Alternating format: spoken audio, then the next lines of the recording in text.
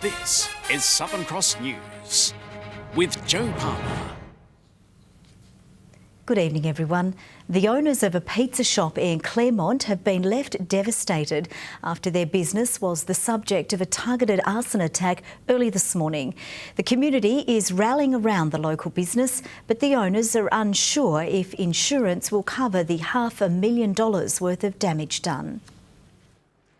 Surveying the charred remains left by the blaze, Dino Pizza owner Stephen Noble discovers the scale of the destruction. May well be, my livelihood gone, yeah.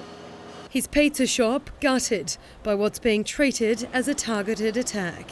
We've seen on CCTV footage that two males arrive in a silver Subaru Impreza wagon. Just before 1 a.m, the two hooded men smashing through the front windows of the shop with a pole. They've entered the business, they've used petrol out of a jerry can, poured it throughout the business and set it on fire. No idea at all. We're loved by so many and our customers are no ill people. I've upset no one. No idea why. Neighbours alerted emergency services to the blaze on Wyndham Road, which took 3 crews almost half an hour to bring under control. The crews were Claremont Brigade, Glenorchy Brigade and Bridgewater Brigade. The force of the blaze was so strong, everything within the shop was destroyed. The damage is estimated at $500,000, and in an extra blow, the owner says he's unsure if the contents are fully covered by insurance. I've lost everything inside as well, and whether I can replace it off my own accord, I don't think I can. The blaze was contained within the structure, but the owner of the shop next door had to cancel craft classes planned for today due to smoke that travelled throughout the property. You'd just be choking within half an hour, and I can't do that to anybody. The community is in shock, but rallying together in support of the owners and the 8 staff of the business that's been running for the last 30 years. Everybody says, oh, it's an insurance claim, but it's not an insurance claim, it's your livelihood, it's your life. And your customers are your friends, you don't want to let them down. Been here for so long, everybody growing up with it, I suppose. Owner Stephen addressed his customers in an emotional Facebook Live post earlier today. Try and keep my full-time staff paid.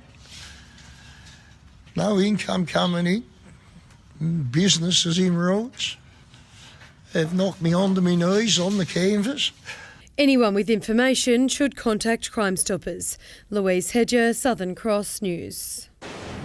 A Tasmanian father and son have spoken of the moment they abandoned a burning boat. The pair was fishing with 2 others near 3 Hummock Island off the state's far northwest coast when trouble broke out in the engine room late last night. Back home on safe ground. This is somewhere skipper Warwick Treloggan and his 11-year-old son Noah weren't sure they would get back to 24 hours ago. Pretty relieved to be home. Yeah, pretty lucky.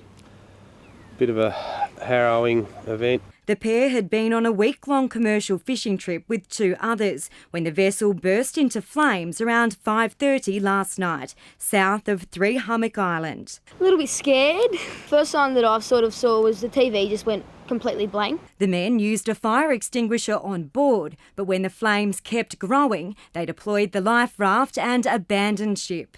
When we first got in the life raft and cut the life raft away from the vessel, we drifted back through into the smoke and the life raft filled up with smoke, and we could actually feel the heat from the fire on the backside of the life raft, and I just had an inkling that the life raft was going to melt. A wave almost knocked Noah out of the raft before locals on the island helped the crew to safety. They were then flown to hospital. I was soaked to the bone and, it was very windy and still cold. And, some of the parts of this island and the surrounding islands, they're just impenetrable. You can't get through the bush. I'd like to thank the managers of 3 Hummock Island, the way they looked after us. The boat sunk around 1:10 this morning. It's actually the first commercial fishing vessel I went on when I was 8 years old. So that's...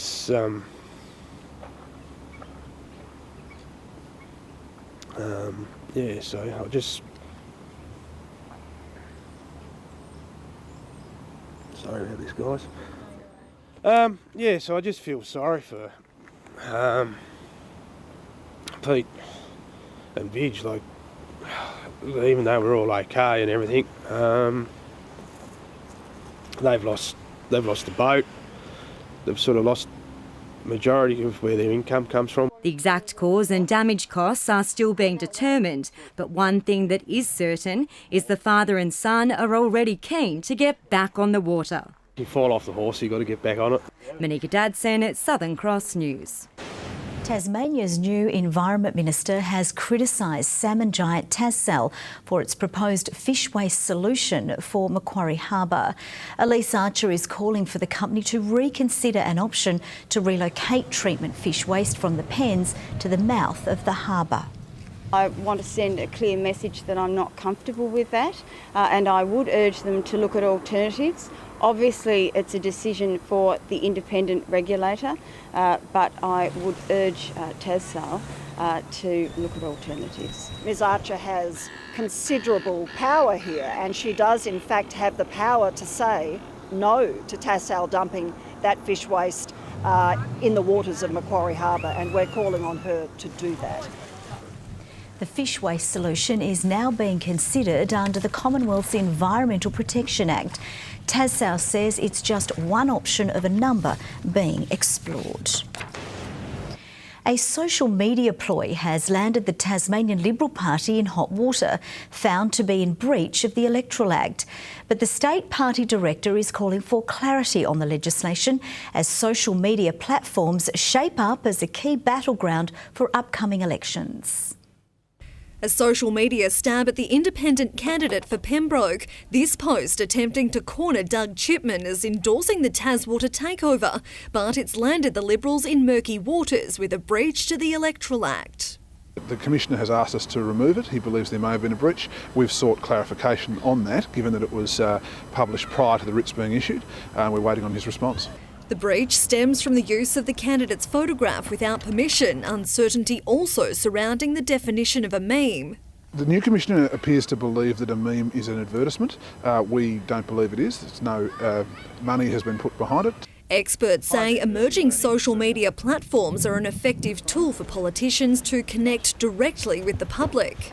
We've seen recently the state government make an announcement regarding the school age issue as well as the plantation forests through social media. They got some flack for it, but they would argue that they're talking directly to their audience. But with social media gaining traction as a key election battleground, there's calls for a review of the Electoral Act to clearly state what constitutes a breach.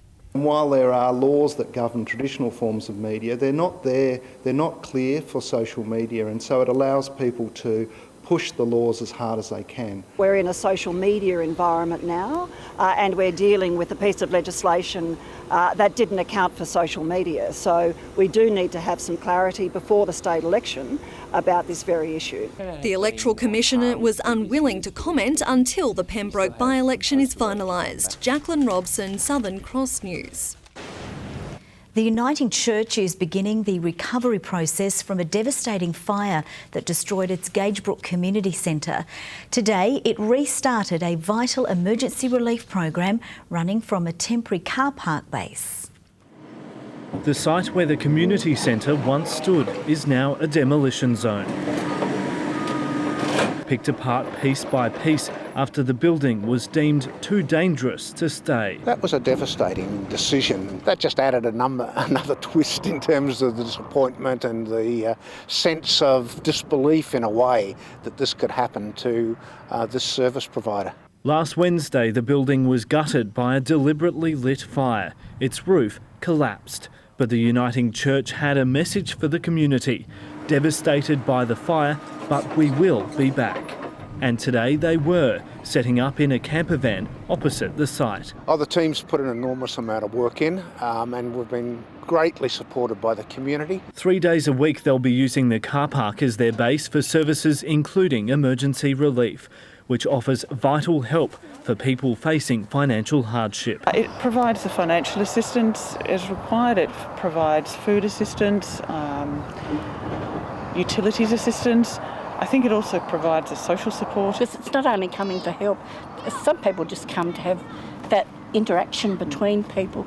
As the centre lies in ruins, church services are being held in a local politician's office, while plans for the long-term recovery are drawn up. At the very least, that will be a complete replacement of what we had, and we're looking at whether, in fact, more services could be brought to this community as an opportunity through this tragedy of the fire. Police are continuing to investigate the suspicious blaze. Michael Breen, Southern Cross News. Tasmania's record cruise ship season has kicked off with the arrival of the Sun Princess in Hobart this morning. It's just the beginning, with a total of 130 cruise ship port calls booked over the coming months. Hobart's waterfront was buzzing with activity as the Sun Princess docked and passengers tested out new access arrangements. This is our first ship of the season, so it's our first time that we've seen the passengers move alongside in front of Mach 1. The ship bringing almost 3,000 people to the city, keen to explore. We've heard a lot about Tasmania and the beautiful countryside, so it's lovely to just drive around the whole of Tasmania. We wanted to go right around Australia and have a really good look at Australia. Well, we're capable. We did a bit of shopping, had a coffee. Wander around. Had half a dozen oysters, natural. Cruise ships will make up to 130 port calls across Tasmania this season, stopping at places like Burnie, Port Arthur, Wineglass Bay and Beauty Point. On average, each passenger spends $140 at local ports, while the figure is higher in Hobart. So the average spend of a cruise visit at Hobart is $170, which is a significant investment in terms of a single day to a 1.5 day visit. The Sun Princess set sail for Burnie this afternoon, with the next cruise ship expected later this month. Michael Breen, Southern Cross News. There's calls for 270 new public service jobs to be created in Tasmania. The Federal Community and Public Sector Union pushed for the positions at the Select Committee's inquiry into regional development and decentralisation hearing in Launceston today. The union says additional jobs are needed at Medicare, Centrelink and the tax office. These are jobs that have been cut since 2012. And we need them reinstated so that when you walk into a Centrelink office, you can actually talk to someone, and so that when you call Centrelink, you're not waiting on the line for 4 hours. We'll be reporting back to the Federal Parliament early next year, and the objective is to explain to the Parliament, both at a federal level, state level, at local government level, of course territory level as well, how best to focus on regional development. The union says a new Centrelink call centre should be built on empty land at Kings Meadows, creating 100 new jobs. The Select Committee will hold its next public hearing in Burnie tomorrow. With today marking World Homeless Day, the Tasmanian community is being reminded 1 in 300 people sleep rough. Close to half of all Tasmanians experiencing homelessness are aged under 25. Absolutely amazing, and it's a shocking figure. Like, there's about 14.5% are under the age of 12, and then you've got another 14 to 20% in the ages of 18 to 24, which is alarming, really. In a country like Australia and a state like Tasmania, it's unacceptable to have homelessness. The organisation says homelessness is often caused by addiction, domestic violence and family breakdown situations. One of Australia's best female electronic producers will be leading 2 workshops in Hobart next month. Melbourne-based Alice Ivy will be teaching technical and production skills as part of a new program. The Game Changers initiative hopes to inspire more women into the music industry. The more we see women actually making music, talking about music and being really present and visible in the industry, the more young women will actually see that and want to become it. The ticketed workshops will be held in November. Tasmania's iconic Festival of Roses is expected to attract thousands, boosting tourism in Longford. The annual event will also celebrate a World Heritage Site's 200th birthday. In just over a month, this space will transform into a sea of roses, more than 5,000 expected to blossom. A site's putting Longford on the map. You always want to see something happen within the community, and speaking to the locals in the different towns, they say it's one of their busiest days, that the 6,000 or 7,000 people come to the Festival of Roses, and they stop here but they continue on and complement the other smaller towns around in Northern Midlands area. It's the only festival of its kind in Tasmania and attracts people from across the nation. The annual event aims to raise vital funds for World Heritage Site Walmers Estate. The money will go towards the maintenance of the buildings, it'll go towards the maintenance of the grounds. It'll basically help us support Walmers and making it an ongoing viable entity. So it's very important for us as an organisation to make it work. Not only can you stop and smell the roses, but you can also help the estate celebrate 200 years in the community. The festival will be held on November 19. Rita Risk, Southern Cross News.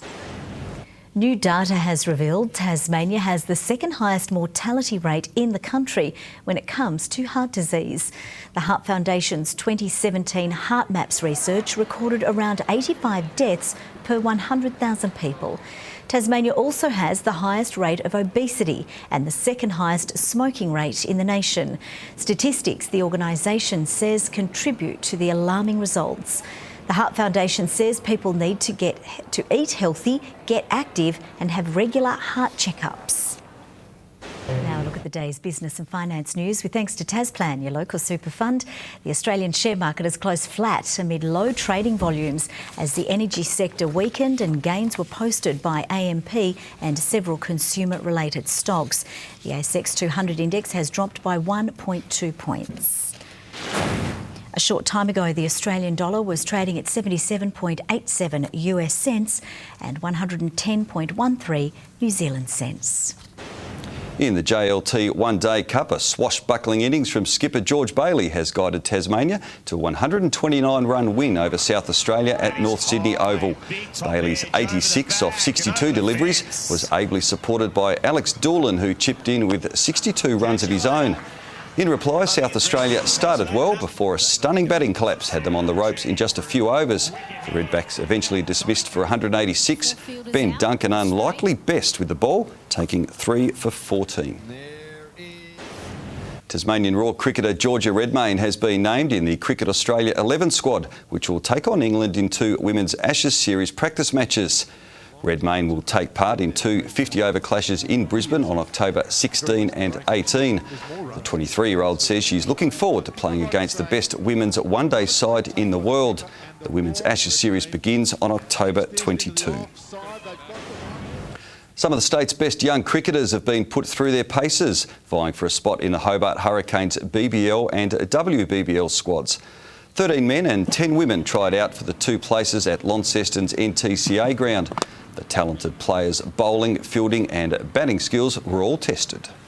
We're looking for just that dedication to the sport, really highlighted skills, obviously their commitment to the process that we're going through, and just that enthusiasm. I mean, and someone that you never know where you're going to find someone that might just be that X factor that can help out either team in the Hurricanes. 1 male and 1 female player will be selected and become the Hurricanes' Northern Rookie for each squad. Good evening. Hobart and Burnie 17, Launceston 18, Devonport a bit cooler 15 today. 20 was the high at Friendly Beaches and St Helens, with fine across the state apart from a shower over the west and south. Cape Bruni 8 mils to top the list this afternoon. Campania and Fingal 18, Wynyard 17, Grove, Bushy Park and the Island 16, Lowhead 15 and Lyawini 13 degrees. There is mid to low level cloud over southern Victoria and along the north coast of New South Wales and south coast of Queensland, just a little patch. Cloud with thunderstorms extend through central parts of the country and over the Bight, with another cloud band moving across WA. Closer in and low-level cloud over Western Tasmania today. Mountain wave cloud is across the rest of the state. A cold front crosses South Australia tomorrow morning and the eastern states later in the day. Troughs continue to stretch over the mainland ahead of the next high. Northwest to northeast winds at 15 to 25 knots and up to 30 knots over the west and east before a westerly change later, swells to 3 metres. Strong wind warning, that's for all Tasmanian coastal waters except from Cape Portland to St Helens Point, as well as Storm Bay, Frederick Henry and Norfolk Bays. A small craft wind alert for the lakes. Here's the forecast for tomorrow. Late rain for Hobart, a top of 22 degrees, 21 the high for Geeveston, with rain increasing, a top of 19 for Bothwell. Launceston, late rain, 20 the maximum, 17 for Devonport, some heavy falls later in the day and a high of 20 for Cressy with rain on the way.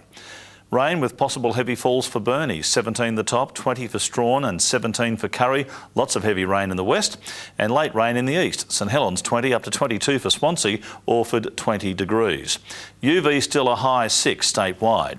On Thursday, showers extending statewide for a period during the afternoon. Fine on Friday, apart from a shower over the west and far south. Showers over the west and far south again on Saturday with cloudy conditions elsewhere. Partly cloudy in Perth. Rain easing from Adelaide, rain developing in Melbourne and Canberra. Possible showers for Sydney and 25 degrees. Also Brisbane, the chance of a storm for Alice Springs. And that's all from the team for now. We'll of course see you a little later with updates, but for now, thanks for joining us and good night.